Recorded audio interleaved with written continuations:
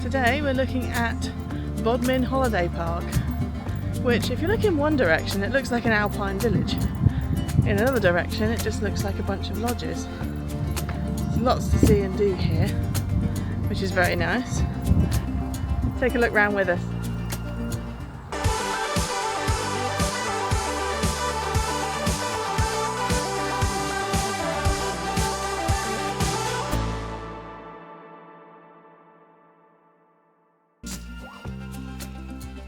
Down this lovely country road you will find Bodmin Holiday Park, part of the Park Holidays group. It's a really well kept, leafy, tree-lined set of driveways through to the lodges. The roadways are a little bit narrow to drive down, but just be courteous with each other and you can easily get by. This is the main reception space with a lounge, pool table, access to the restaurant down that way. And if you go to the other side past reception, you will find the swimming pool, which was very nice indeed and lovely and warm. And out the back you will find a child's play area. This is the map of the site, and our lodge was right here on the edge next to the road. It wasn't too noisy as it's a quiet road, so that was absolutely fine. Once we checked in, we were given the keys to our lodge, which was lodge number 31. Yes, this does look like a slice of Toblerone, you're not imagining things.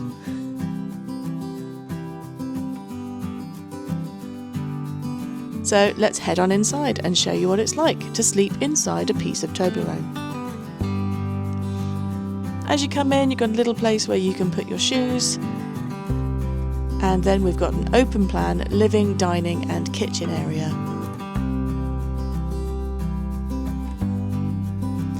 No, you didn't glitch. I recorded these pieces in two separate sections, so that chair is actually upstairs. So this is the kitchen. It's small but functional. You've got a washing machine, toaster, microwave, electric oven, gas hob, and a fridge and freezer behind those doors and a dishwasher. The understairs cupboard comes with a hoover and some airers, which were very useful as it was wet during our holiday. The TV was great. We were able to plug in our Nintendo Switch and a Chromecast so we could stream movies and TV that we wanted. Here's the access off the lounge into the downstairs bedroom, which is a twin. I think you might be able to set it up as a double, but we didn't need to look into that. Hi! Big wardrobe and a window looking out the back of the lodge. Now this is a feature we didn't realise we had. A downstairs bathroom, which came in very handy. We've got double sinks, a full-size bath, and above this bath there is also a shower. Just be wary, if you are over 6 feet tall you might bump your head on this piece of ceiling, as it did actually hang quite low. I think it's a support beam, as the whole thing is a triangle, so all of the walls are sloped at the edges, so just something to bear in mind.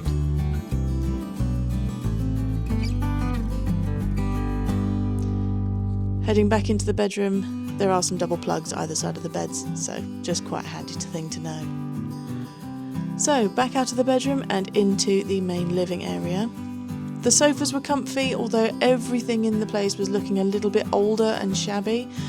It was comfortable enough for our stay and it was discounted at the time, but if I was paying full price for this, which was somewhere in the region of £1,400 for a week, I would have been disappointed, but we paid nowhere near that, so we were quite happy.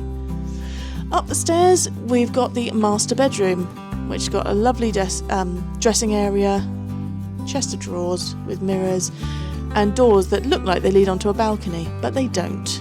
That is a chain lock, so you can't actually open the door very far and you're not allowed to step on the balcony. A lovely king-size bed, more storage, and it was a very pleasant place to be in. The landing of this particular lodge was incredibly creaky. Have a listen.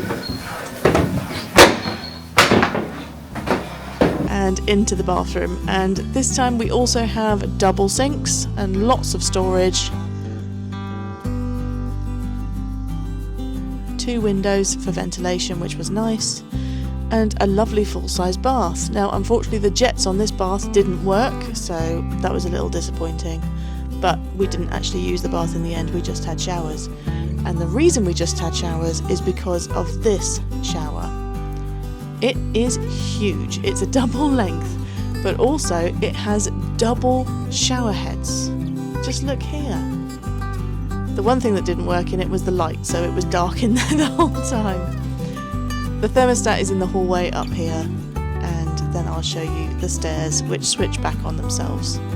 There's no handrail up the wall, and so you need to be fairly mobile and cling on to the right hand side. The Wi-Fi in the lodge worked really well. We were able to stream and do video calls to home, which worked wonderfully. The lodge was okay. I would not spend a fortune on it, and I'm glad we got the deal that we did, as otherwise I would not be returning. Everything just feels a little bit tired and needs a bit of a spruce up, but it was comfortable enough for our stay. So let's have a little bit of a wander and show you a little bit more of the park itself. Lots of pieces of Toblerone lying around the place. Each of the lodges seemed to be slightly different. A lot of them had the balcony out front, but some had the flat windows, others had the bay window like we did. It's a lovely little bug hotel.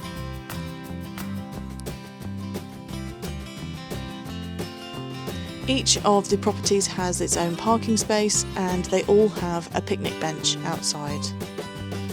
This is towards the back of the park where they had the sort of traditional shaped lodge that looked like a house. Just to be aware, the driveways, as I said, were a little bit narrow, so just be aware if you're walking around the site or if you have children on scooters. At the back of the park there is an actual private company called Dreadlock Escape Rooms. I had a really great time and actually fulfilled a 40 before 40 item to complete an escape room, which we did. We had 30 seconds to spare and it was a great experience. I highly recommend Dreadlock Escape Rooms. They were so friendly and a brilliant time. So walking through past the escape rooms you can actually get to this section here, which is the more traditional lodges section. It looked like this was a new development and there wasn't much here. Looking around the rest of the place, let's have a look at the nature. There's a lovely set of geese that seem to have made this place their home, and the goslings were so cute. On site you can also go to the ponds that are in the grounds, and you can actually pay to have a fishing license to go there and fish.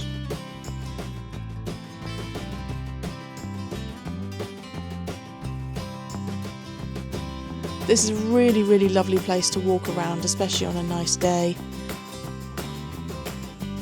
And if you are very lucky, you will also get to see the tiniest of little frogs that I've ever seen in my life. There were hundreds of them, but they were so small we nearly stepped on them. See if you can spot one in the next video. Look, compared to those leaves, they are tiny.